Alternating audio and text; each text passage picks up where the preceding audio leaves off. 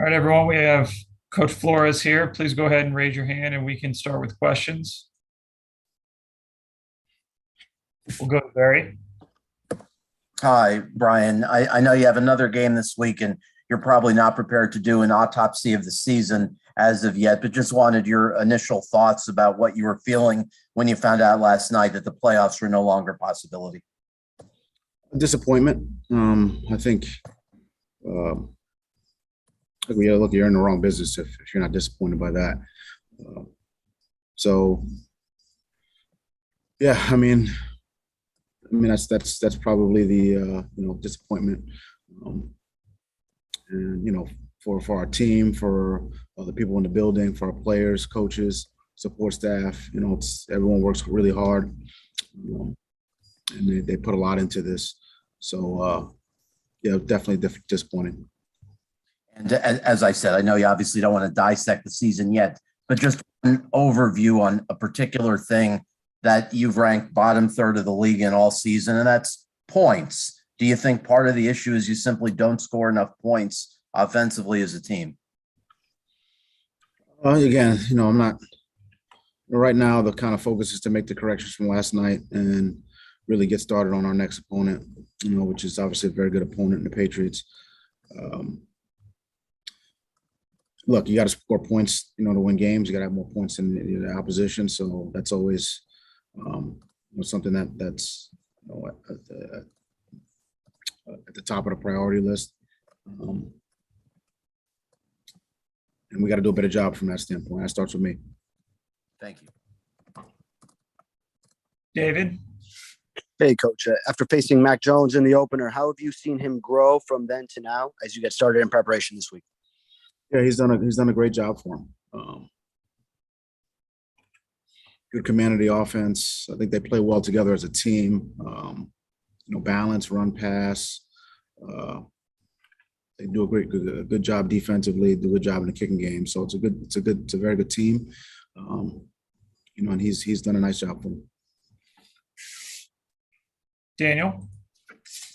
Good afternoon, Brian. I know that it's early in game preparation, but has obviously you're facing a situation where you're not necessarily competing for a playoff spot. Has there been any discussions within the coaching staff about maybe getting some younger players who may not have had any opportunities, a little bit of playing time or some snaps this weekend?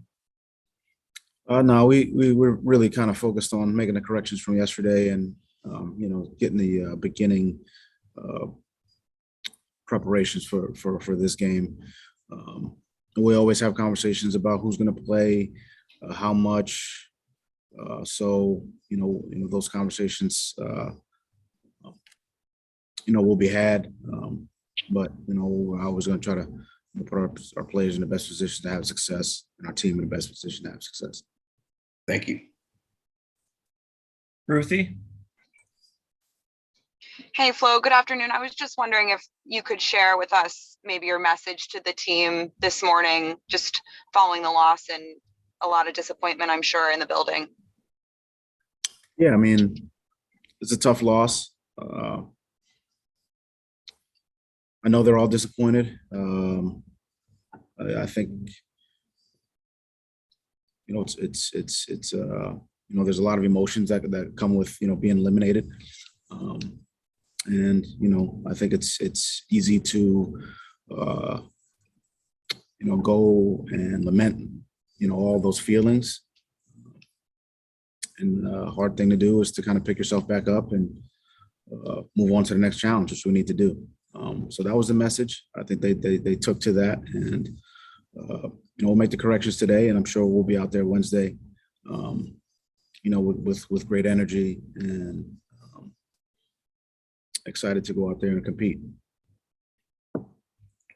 Marcel. Hey, Brian. I meant to ask yesterday, but it just kind of slipped my mind in the moment. Could you possibly walk us through the, decisions to put Jacoby in the game on the third and fourth and short yardage situations?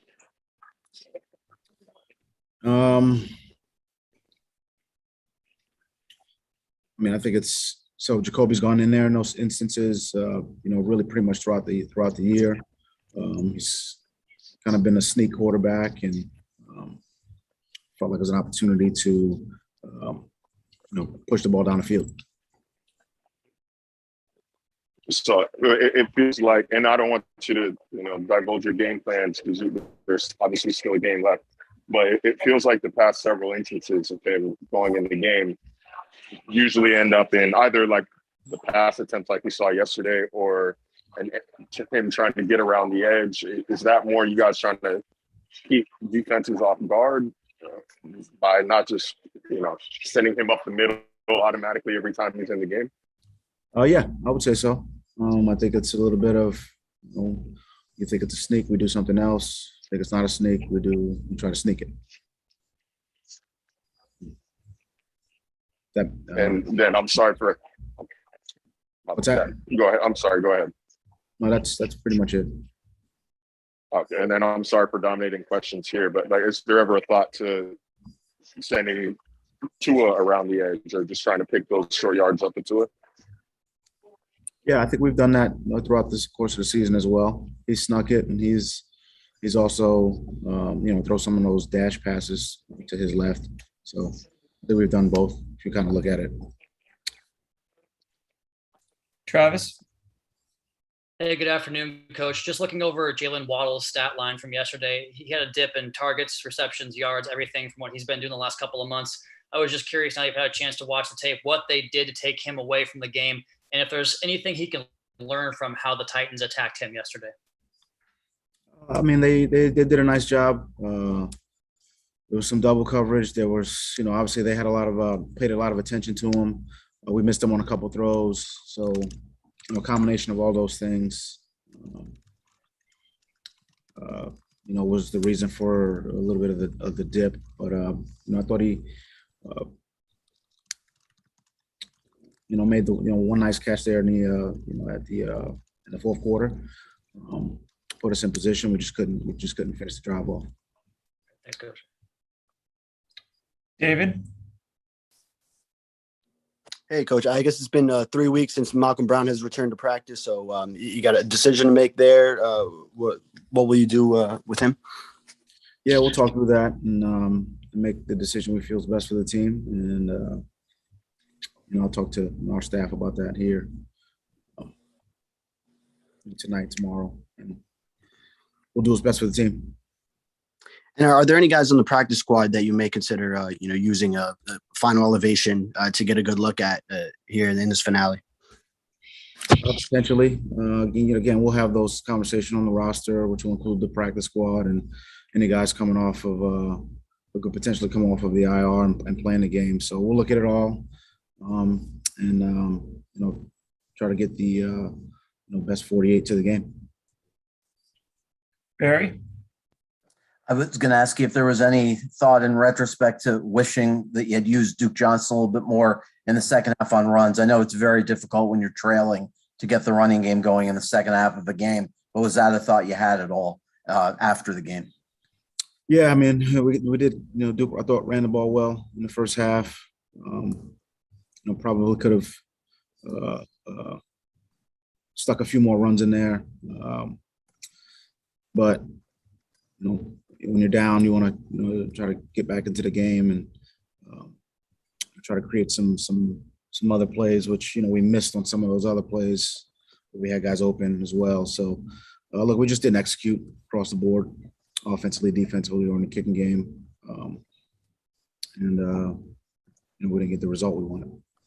And one last thing, just in terms of, I know you talked about the thoughts you had in your mind last night, and not to probe if you want to keep this personal, but was there anything kind of gnawing at you when you went to bed last night or woke up this morning with regard to how the season played out and missing the postseason? Fans might say that Jacksonville lost. Others might say different things. Was there anything gnawing at you last night or this morning? No. There's always, I try to just not think about what's happened or look too far ahead. I try to stay present, when the focus was on making the corrections, from the game and thinking about, my message to the team today. And that's kind of where I am right now. Does anyone have a final question for Coach? All right, thanks, Coach. Thank you, guys.